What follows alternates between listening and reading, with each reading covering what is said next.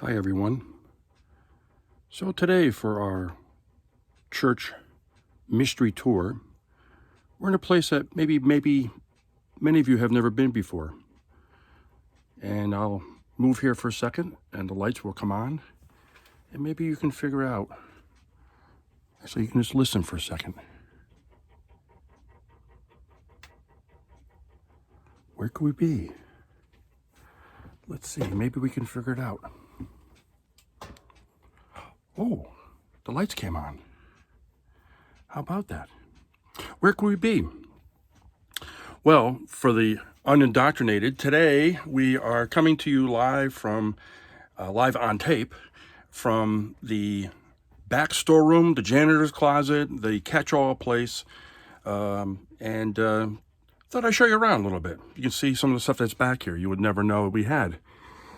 That noise you heard, that's the time clock for the hot water heater, because the hot water heater here draws a lot of electricity. So in an energy saving mode, we have that on a time clock. So at night, you're not heating water. There's no need for it. So we have that there. And here in the back closet storeroom, we have a lot of the supplies that we might use maybe only once a year, twice a year, some on a regular basis. But we also have a number of other things. And like, oh, look. Hey, you've heard of Elf on the Shelf? We have a prophet on the shelf. Do you know who that is? It's Moses.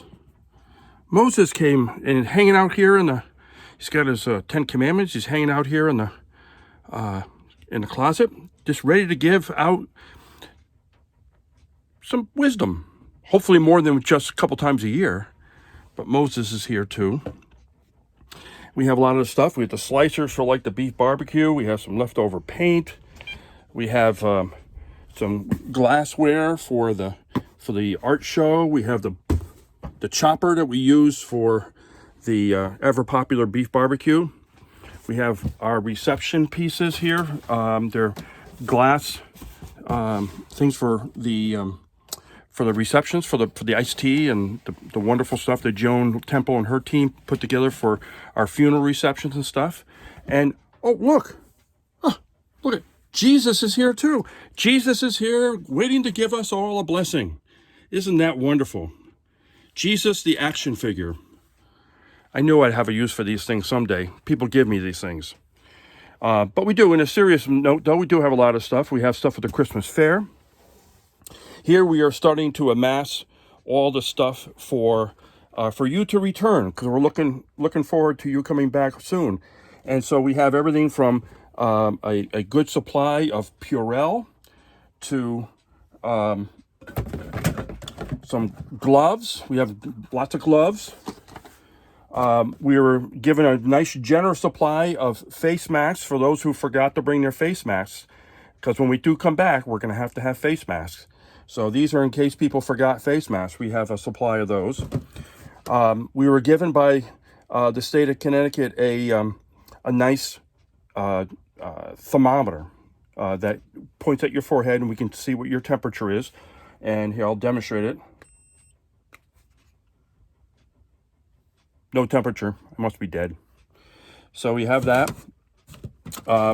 We have our sanitizing wipes as well. And we have, you'll see these around the church.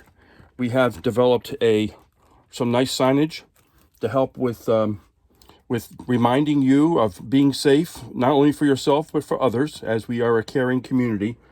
Things like social distancing and wearing a mask and sanitize, washing your hands.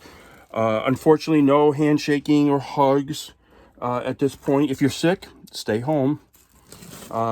Cover your cough. So if you cough, obviously, you cough into your elbow, and wash your hands. So we have those things as well. So we're starting to get stuff together, getting ready for that, so that we can have you back safe as well. You're going to also note here we have our tablecloths, and we have a lot of cleaning supplies. Bruce, our church custodian, does a wonderful job, and I hope everybody appreciates what he does week in and week out. He makes sure the place is immaculate. He treats it like his own home, and he takes great pride in that. And we're so delighted that he does that. During these days when we don't have many people here in the church, he is doing some extra above and beyond kind of projects to deep clean the church and go into places we haven't gone in a while that normally don't get seen on a weekly basis. And so you'll see a number of his cleaning supplies. Chief in this is a sanitizing spray that he uses to. This is good for 24 hours at a time. So this is really very, very good stuff. And, sometimes we have problems when we have to put stuff back together. And, a lot of people use duct tape. Well, Bruce has an ample supply of Jesus tape. Jesus tape, which holds everything together for all your sticky needs. Jesus tape. Somebody gave them to me. I knew I'd have a use for it. Of course, we have over here, we have some more of the cleaning supplies over here. And we have over here all our paper goods. And you'd be amazed how much paper goods we go through. Everything from plastic plates and knives and forks and cups and paper towels and toilet paper and things like that. We have an ample supply of toilet paper, so you don't have to worry about that.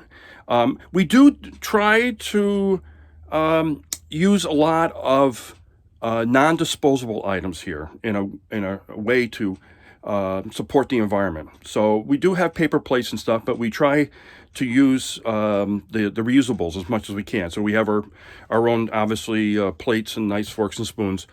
And cups, we use ceramic mugs that we wash in our dishwasher, so we don't have to use so many disposables and clog up our landfills.